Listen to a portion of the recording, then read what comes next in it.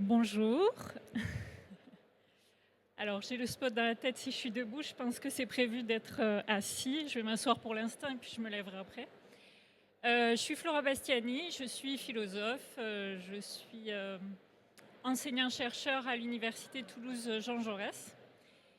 Donc, qu'est-ce qu'une philosophe fait ici, on pourrait se dire? Ouais, plus près. Ok. Qu'est-ce qu'une philosophe fait ici? Ma spécialité, c'est l'éthique de la santé. Et en fait, mon travail de recherche consiste à mener des entretiens avec des infirmiers et infirmières et essayer de comprendre comment ils vivent leurs soins dans le quotidien. C'est-à-dire que quand je rencontre des personnes pour des entretiens, je leur demande simplement en quoi consiste votre métier. Et donc les soignants me répondent comme ils le souhaitent.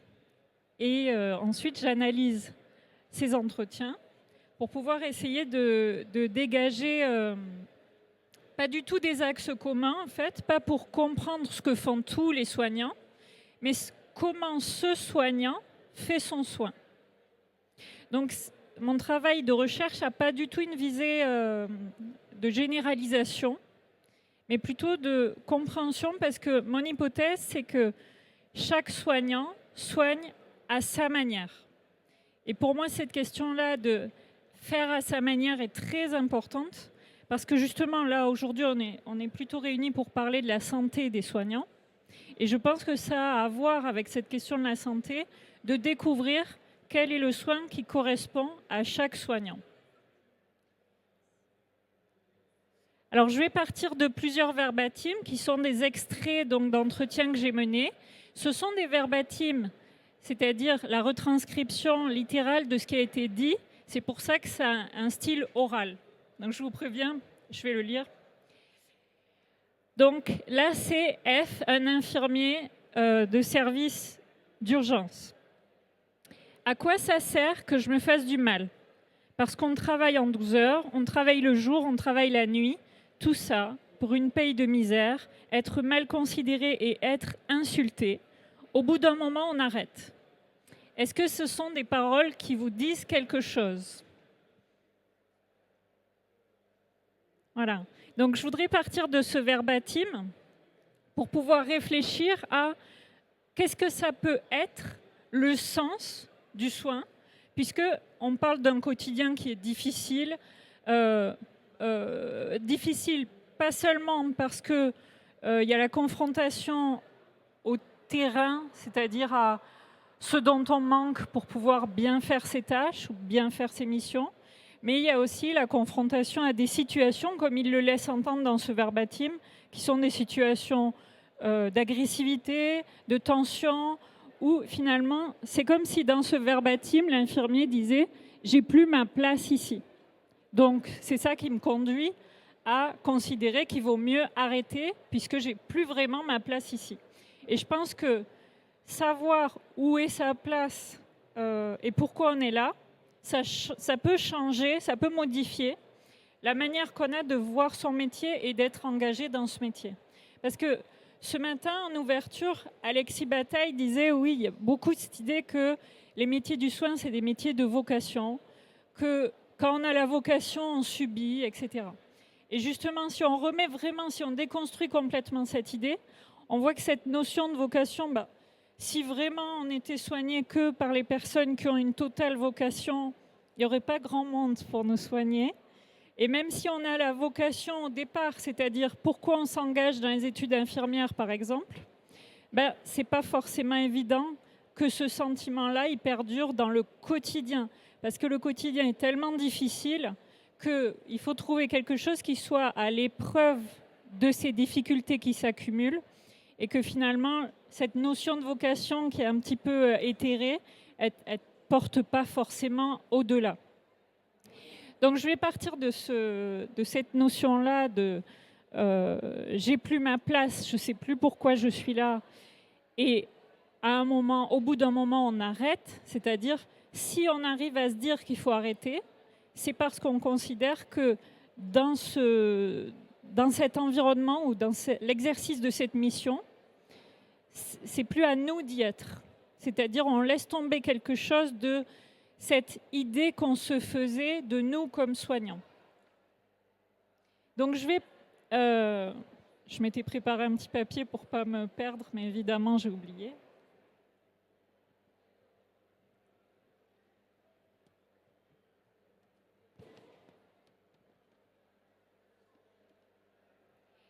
Donc je vais aborder trois thématiques, cette question sous trois formes en fait, aussi à partir d'autres verbatims, vous allez voir.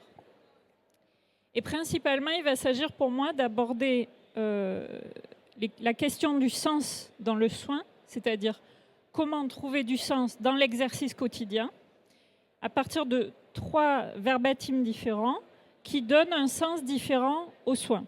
Okay. Bon, là, ça a l'air un peu... je vous annonce mon plan, mais vous allez voir dans les faits. Donc, la première question pour moi, c'est celle de la technique. Donc, on en a déjà parlé à plusieurs moments. Donc là, c'est une infirmière de la coordination du prélèvement d'organes qui dit ceci. Vous avez beau avoir tous les outils techniques de la Terre. Bon, vous savez que la coordination du prélèvement, c'est très, très, très fortement technique. Il y a une partie très, très technique, une partie très, très relationnelle. Et donc, vous avez beau avoir tous les outils techniques de la Terre, si vous-même, vous n'avez pas réfléchi à comment vous voulez mener votre soin et pourquoi vous voulez le faire, je pense que vous êtes dans le schéma, vous êtes un robot. Elle, c'est une infirmière qui s'est posé cette question au moment du passage, elle était infirmière de réanimation, elle est passée à la coordination du prélèvement. Et dans ce passage, elle s'est beaucoup posé la question de comment elle exerce, comment elle parle aux gens, comment elle pratique. Et elle s'est rendue compte que, et pourtant elle était infirmière de réanimation, donc beaucoup déjà dans une espèce de questionnement sur ce qu'elle faisait, je ne sais pas, d'accompagnement. La notion d'accompagnement était importante pour elle. Et elle s'est rendue compte dans ce moment-là que sa manière de s'adresser aux gens était comme devenue automatique. C'est-à-dire qu'elle avait une manière d'expliquer qui reprenait souvent les mêmes termes, elle avait des automatismes de langage, elle retrouvait finalement une même manière de faire. Et elle a considéré à un moment qu'elle agissait comme un automate ou comme un robot, justement. Et elle a beaucoup réfléchi à la remise en question de ça. Cette idée d'être un robot, vous voyez que dans le verbatim, c'est associé à cette question de la technique. Et là, on ne parle pas de technique, comment on dit déjà ? Les pratiques techniques, les pratiques relationnelles, etc. Je ne fais pas de différence entre les deux, d'accord ? C'est toutes les techniques ici. Ce qu'elle mentionne, c'est que l'apprentissage de technique ne suffit pas. Mais en même temps, la technique n'est pas un obstacle à trouver du sens. C'est-à-dire que ce n'est pas parce qu'on fait un métier technique que ça empêche de trouver du sens à ce qu'on fait. Ce n'est pas du tout ça. Mais elle, dans ce verbatim, ce qu'elle dit, c'est que se laisser déborder par la technique, c'est-à-dire considérer qu'on applique une technique pour elle-même, je fais le soin de cette manière parce qu'on me l'a appris comme ça et que je dois le faire comme ça, pour elle, ça ne suffit pas. Parce que ça relève d'une pratique qui va ramener à cette idée de robot, c'est-à-dire à l'idée qu'il n'y a pas de but au-delà de l'application technique. Finalement, il y a une distinction de visée ou d'approche, c'est-à-dire si je regarde la technique pour elle-même, ça ne suffit pas, mais si j'utilise la technique dans un but plus vaste, là, ça apporte du sens. Donc la technique, c'est ça qui est important pour moi à retenir comme idée, la technique n'est pas quelque chose qui s'interpose entre le soignant et le sens qu'il va donner. C'est-à-dire que ça n'est pas un empêchement de trouver du sens. Mais c'est savoir pourquoi on utilise une technique. Savoir quel est le but final, au-delà, en fait, de ce qu'on est en train de faire à ce moment-là. Donc, se voir comme un robot dans ce verbatim, c'est ça, c'est considérer qu'elle applique la technique comme on le ferait de manière automatique, sans réfléchir à ce que ça va donner au-delà de ce moment. Et donc, le fait qu'elle parle de robot, pour moi, c'est très intéressant parce qu'en fait, donner la première place à la technique, sans l'interroger, ça la déshumanise.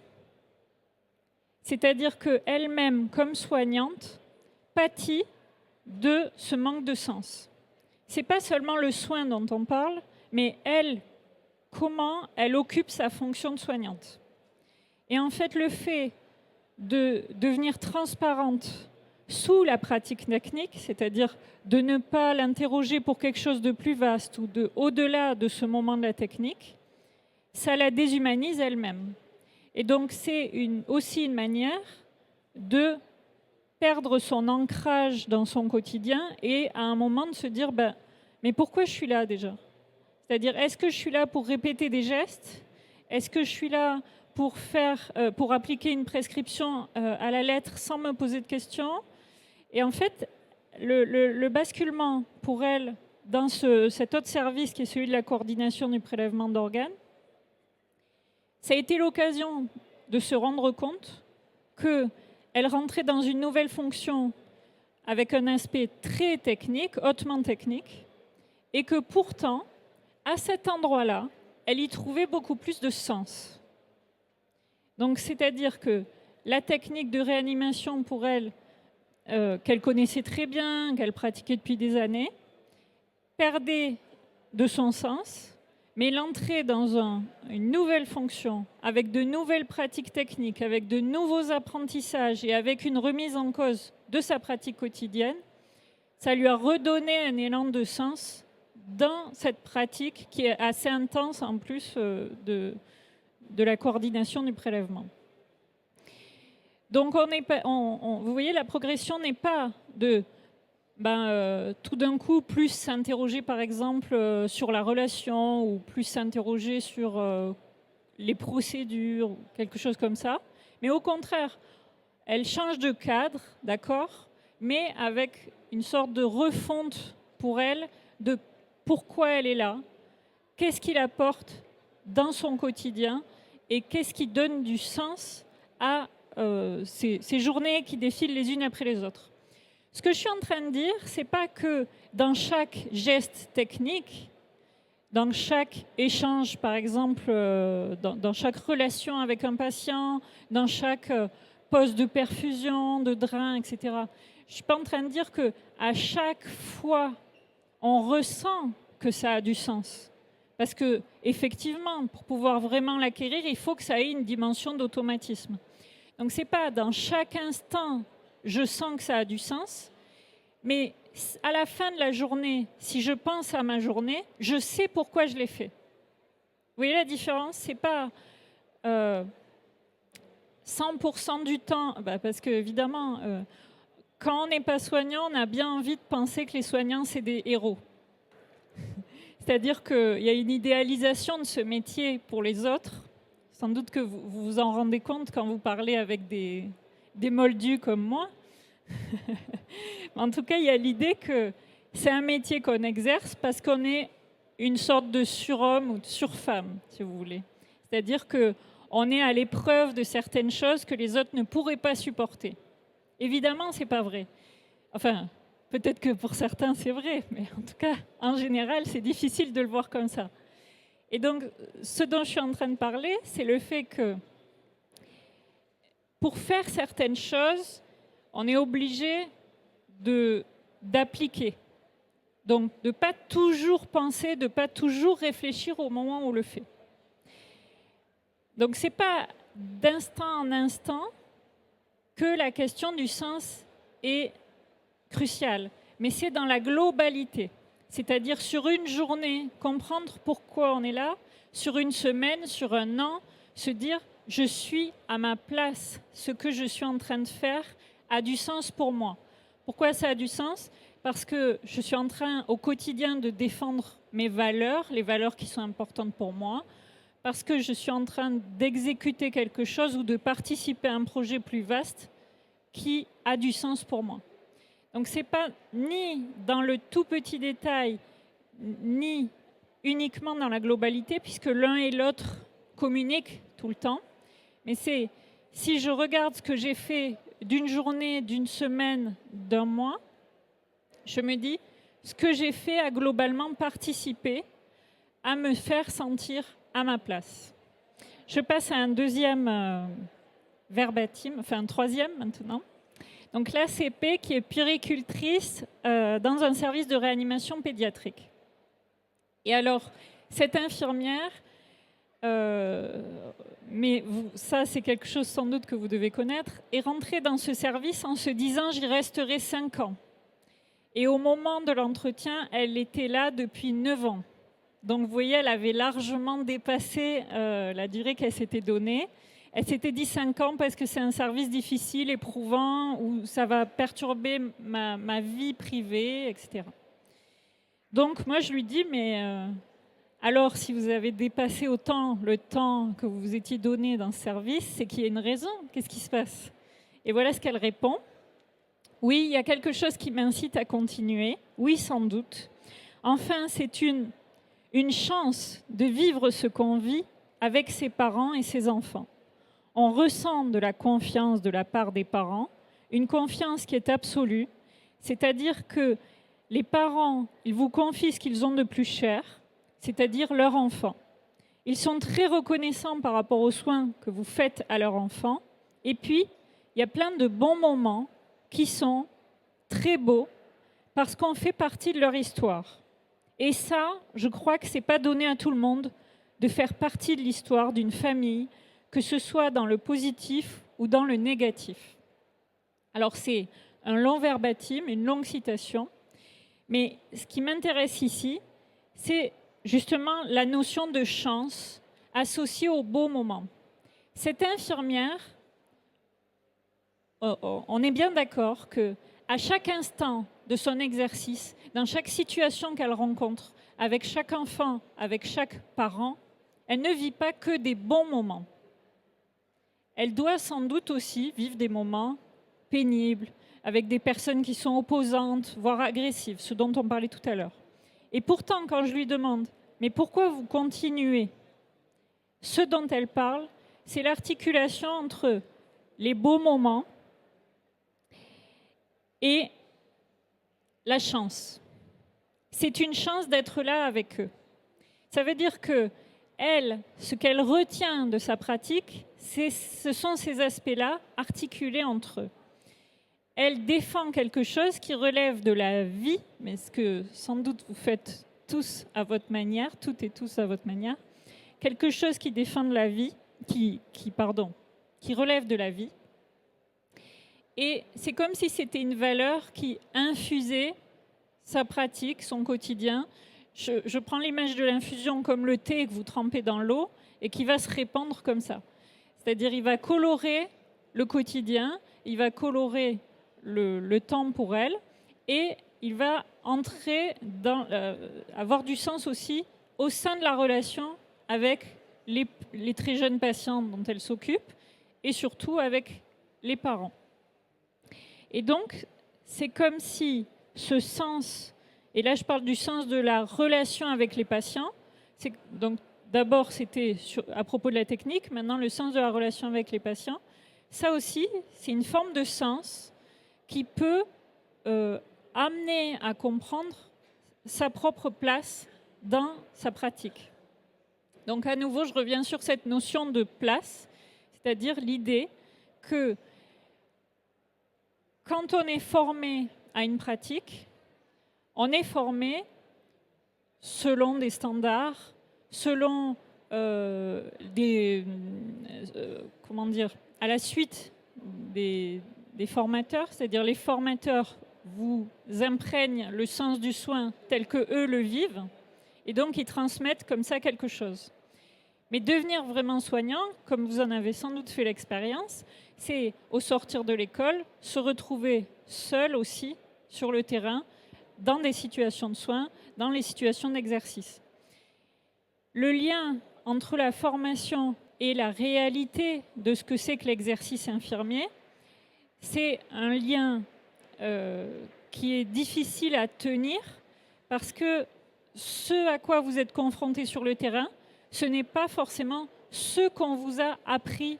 Je prends l'exemple par exemple d'une infirmière qui s'est retrouvée dans un service de dialyse. Le premier jour d'exercice pour cette infirmière à peine sortie d'école, c'était seule, de nuit, dans un service.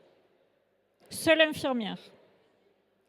Et ça a été un moment où elle s'est dit, peut-être que j'ai mal choisi, peut-être que je vais démissionner et changer complètement de cap, parce qu'elle a eu le sentiment d'être maltraitante et d'être isolée, c'est-à-dire de ne trouver aucune attache autour d'elle qui lui permette de compenser ce sentiment d'être maltraitante ou ne serait-ce que de discuter de ce sentiment.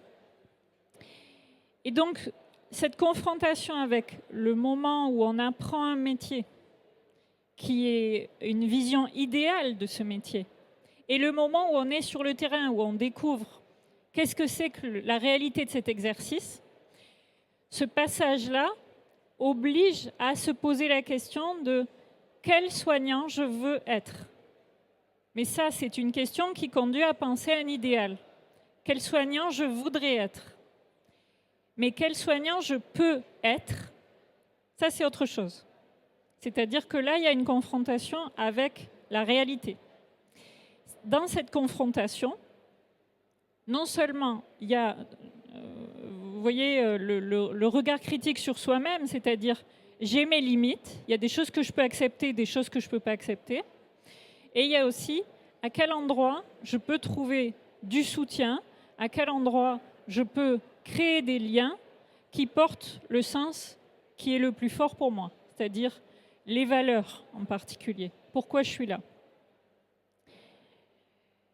Donc, pour cette infirmière, ce qui la porte dans ce quotidien-là qui est pourtant difficile, c'est les relations, c'est les beaux moments, c'est-à-dire les relations de sincérité avec les proches, plutôt les proches pour elle, puisque là, ça concernait plutôt des très jeunes patients. J'avance sur le dernier verbatim pour parler du sens dans le travail en équipe, qui est une autre dimension du sens possible. Donc là, c'est elle qui est infirmière au service de soins intensifs de traumatologie, et voilà ce qu'elle dit. Les temps où il y a des améliorations de service, où il y a une dynamique collective, ça redonne un souffle au quotidien, en tout cas à mon quotidien, à moi. Et ça me permet de m'exprimer davantage en tant que professionnelle et de pouvoir être dans le soin pur et dans l'adaptation à ses besoins du patient. Un soin réussi, c'est un soin qui passe par ça. Alors,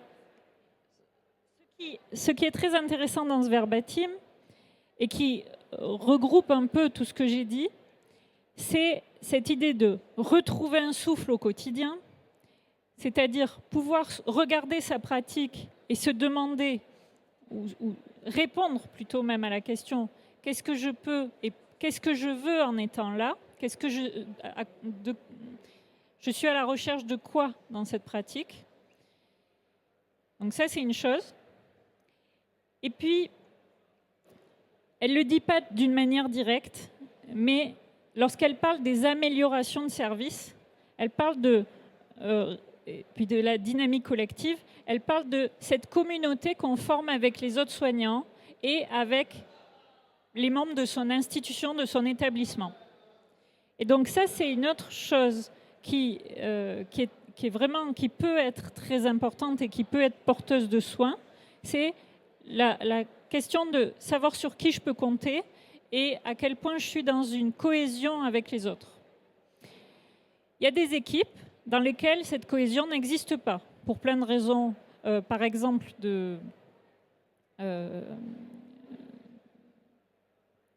le mot m'échappe, mais des soignants qui partent et qui sont remplacés.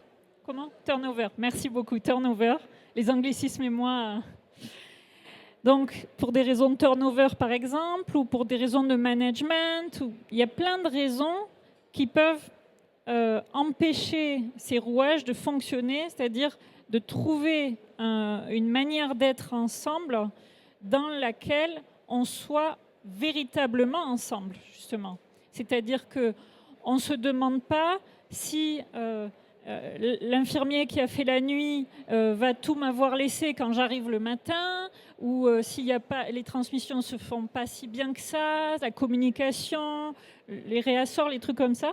Si quand je vais arriver, ça va être à chaque fois une rupture et à chaque fois un effort énorme de rentrer dans ma journée pour ces raisons-là, par exemple. Mais elle expliquait que quelqu'un qui, dans le service, va aller suivre une formation et qui revient enthousiaste de cette formation et qui va dire bah, « Regardez, moi j'ai appris ça, est-ce que tu veux que je te montre, est-ce que tu veux que je t'explique ?» Parfois, elle disait « Ça suffit à redonner une espèce de souffle à l'équipe et à se retrouver ensemble autour de quelque chose. » À nouveau, je reviens à la question de la technique du début. Quelque chose qui n'est pas seulement dans l'immédiateté de l'instant, c'est-à-dire j'applique ce que je dois appliquer, je fais ce que je dois faire, je soigne une main, je soigne une hanche, je fais ce que je dois faire.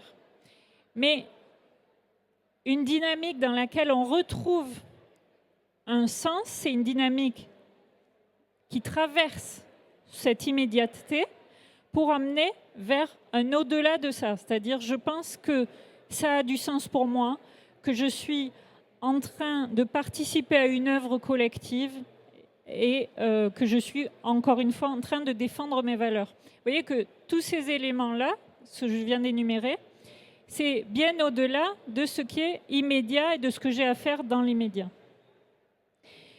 Donc, il me reste que 2 minutes, évidemment. Donc, tout ça pour dire que... Hop, voilà, ce sur quoi je voulais insister avec tous ces verbatims, et en parlant tout à l'heure du passage de la formation au terrain, c'est qu'il y a un moment de découverte de soi-même dans ce métier. J'ai remarqué que ce soit du côté de la technique, du côté des relations avec les patients ou du côté des relations avec l'équipe de soins, il y a à chaque fois une découverte de quelle est ma place dans ce système, quelle est ma place dans ces valeurs, quelle est ma place devant les patients, quelle est ma place devant les proches des patients. Et trouver sa place, ça demande une forme d'introspection qui est très difficile à avoir quand on est toute la journée, la tête dans le guidon, en train de faire.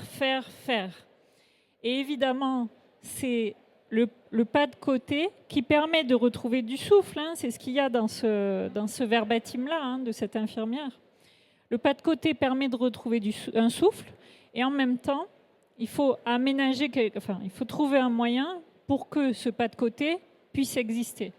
C'est-à-dire, tout à l'heure, je mentionnais les formations, mais ça peut être participer à des comités d'éthique, si vous en avez l'occasion, ou ne serait-ce que, c'est ce que j'ai découvert aussi dans un autre entretien que je n'ai pas cité, mais avec un infirmier du SMUR, se retrouver autour d'un café avec ses collègues pour pouvoir parler. Pas forcément dire on va refaire la journée pour se dire qu'est-ce qui s'est bien passé, qu'est-ce qui s'est mal passé d'une manière formelle. C'est pas ce que je veux dire. Mais se retrouver à un moment pour se connaître les autres, se connaître soi-même dans la relation avec les autres. Et ça aussi, ça aide de se dire je ne suis pas seule. Ce que je suis en train de vivre, je ne suis pas la seule à le vivre dans mon quotidien. Les valeurs qui sont importantes pour moi, elles peuvent aussi être importantes pour les autres qui m'entourent. Donc j'ai cette dernière diapo. Donc, normalement, je devais, à la suite là, de la présentation, faire une signature de ce livre Philosophie du soin critique. Il se trouve que pour des raisons d'organisation avec l'éditeur, le livre n'est pas là, donc je ne pourrai pas le signer. Mais il y a un autre livre sur la fin de vie qui est là, qui est un livre un petit peu plus ancien. Mais donc c'est très facile à trouver. Donc ce que j'ai dit aujourd'hui est tout à fait inspiré de ce livre, Philosophie du soin critique. Et par ailleurs, j'anime un podcast qui s'appelle Penser la santé, qui peut peut-être vous intéresser. Je vous remercie beaucoup de votre attention.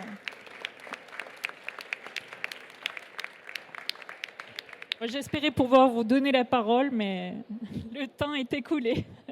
Mais je reste par là.